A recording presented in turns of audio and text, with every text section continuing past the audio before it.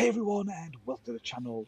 My name is Ash, and I am here with a review for Senua Saga Hellblade 2 on a PC. Now, this released on the 21st of May 2024 from developer Ninja Theory and publisher Xbox Games Studios. Now, this is a follow up to the original Hellblade. Came out on Xbox Series S and X consoles as well as PC. Now, I've played this on Xbox and I am playing it through again on the BOOSTEROID cloud gaming platform, which is where this footage has been captured from. Now, I'm going to be doing a full review of BOOSTEROID very, very soon. They've been kind enough to partner with me so I can cover the subscription and the service in general. But I was wanting to try out the brand newest game from Xbox, which is a visual masterpiece on consoles, and see what it looked like via streaming. Now, what you're seeing right now is streaming footage, and I will say my download speed is about 40 megasecond at best at the moment, with an upload speed of about 6 to 7 megabytes. So the fact that this game looks as good as it does, there are a few stutters on my frame rate and stuff like that. That's not how the game plays normally. That's just because of my internet. I'm going up to like 900 meg broadband next month, so I'm going to be really covering the service more then.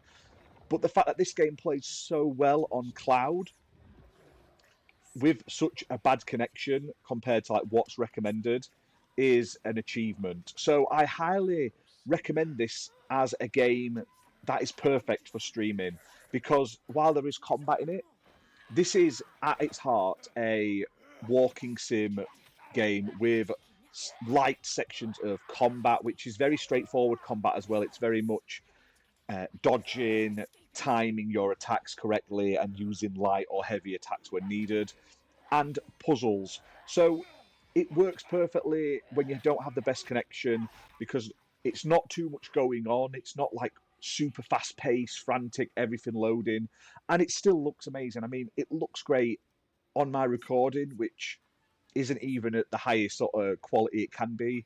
But I've also played this on my Series X console, and honestly, it's probably one of the nicest games in terms of visuals I have ever played. At points, some of it looks like it's literally photorealistic. Now, this is a follow up to the original game, and while it's caused a bit of division online, and I think that's really unfair to it, the story sees you playing as Senua again, and she basically gets captured willingly by Northmen slavers and is taken to Iceland, and she's basically trying to free her people that have been enslaved by them. And a storm destroys the slave ship, and she washes up on shore, and that's where the game starts. Now, she suffers from psychosis, and it messes with her mind. She sees things that aren't there. She like hears people, or basically herself talking to herself and stuff like that, and it's fantastic. Now, you've got to play this with a headset on. Like, it's great without a headset, but the atmospheric sound where she's like whispering in different ears and stuff like that is immense. So definitely try it on with a headset if you can, with like Dolby and stuff like that. Oh man, it'll blow you away. Now, the story for this game is fine. It does the job. It's nowhere near as sort of stakes and epic as the original game, but I feel like this game does improve on the original in the way the combat feels. I felt it felt a lot more smooth. It looked better. Like when you're hitting them, they feel like they're taking the hits. It looks like they're hit in those specific places, blood running down them and stuff like that, cutting through things they're wearing. The environments look immense, like absolutely gorgeous. And while the first level, which is where most of this footage is from, is very foggy and murky because you've just washed up on a beach and it's all like overcast, there are some absolutely gorgeous, like scenic pieces later into the game. So the thing I don't like about the game the most are the puzzles. Now, the puzzle sections, I get why they're there. They're there to extend the game's gameplay length, have a bit more gameplay to the game over it just being like a cinematic sort of experience. I get why the developers put them in, but in Assassin's Creed Valhalla, they had the puzzles where you had to place your character in the right position and look in the right position, like the perspective puzzles, so that things made a symbol which would allow you to progress. I hated them in Valhalla. I hate them in this. And the puzzles were the worst part of the first game for me. I just felt they spoilt the flow of the game. And I'm a big walking sim fan. It's all about the narrative. It's not about pressing buttons more. Like to me, light button pressing and light choices and a little bit of combat would have been absolutely fine for this game. It would have been a cinematic masterpiece in gameplay form. There's a lot of hate online for this game, unjustly, I believe. If you like the first game, you cannot tell me you hated this game. The first game had flaws. Some of them have been addressed in this game. The graphics look 10 times better. The motion capture, the movements look amazing. The acting and voice acting and the sound is on point. The combat is smoother and feels better. The puzzles are the same. The puzzles haven't changed, I feel, and they're the weakest point of this game. The runtime, I've seen people saying 5 hours. That's like, yeah, if you run through it and don't do anything, but then why bother playing it?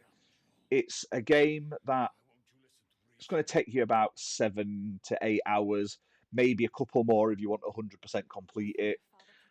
It does have a narrator mode, which you unlock when you finish it the first time, which gives you an entire different perspective looking at it while you're playing along, which I highly recommend you use.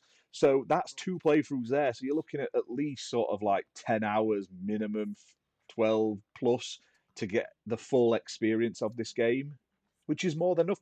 I've played walking simulators that are 1 hour long and have enjoyed them thoroughly.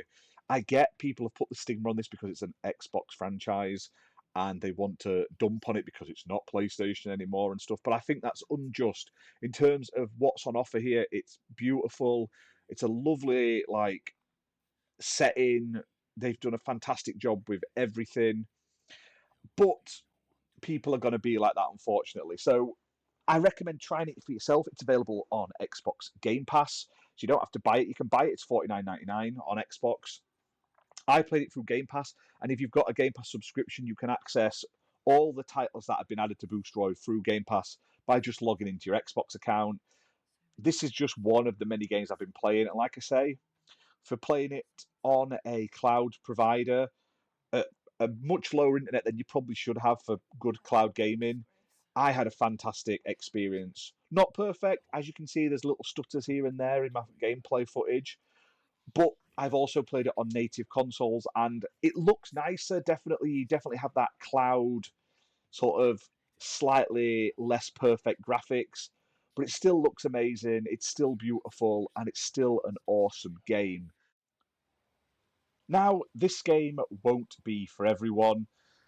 If you don't like the slow paced, plodding sort of walking sim aspects of it, you're probably not going to enjoy this one. But honestly, I feel like if you can get past that, you're going to have an absolutely amazing experience. I recommend you play it. It's fantastic. It's not overly long, it's not 50 plus hours. You can get through it in under 10 hours. Play the first one first. I really feel you have to play the first one before you play the second one, even though it's a separate story. It does follow on like where she is in the first. I love that she has the psychosis and stuff like that. It really gives different perspectives to everything. And all in all, it's fantastic. I don't get the hate on it. Is it perfect? No. Was it a needed sequel? There's arguments for it not being needed when you think of what the story actually is. But it's a powerhouse, it's a showcase of what gaming can look like and achieve. So I definitely recommend, even if you don't want to spend the money to buy it, play it on Game Pass because it's well worth your time. Now, I play this on Boosteroid, like I say. If you've got a Boosteroid account, I think it's $7.49 a month. You can play it on Windows, you can play it on your phone, you can play it on all sorts of stuff.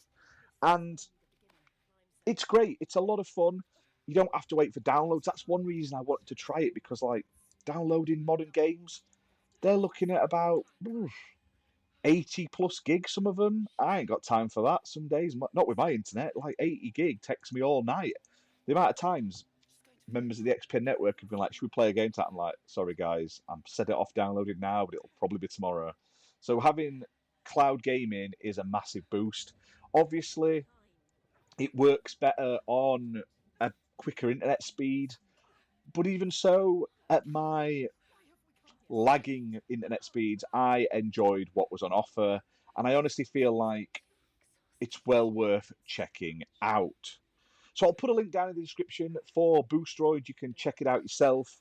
But back to Hellblade 2, well worth your time just to experience what mesmering gameplay and audio feels like in a game. It's mind blowing. So check it out. Available right now, $49.99 on Xbox and PC. You can get it on Xbox, you can get it on Windows Store, or you can get it on Steam. But until next time, guys, hit that like button, hit subscribe, and I'll see you soon for more gaming content. Bye for now.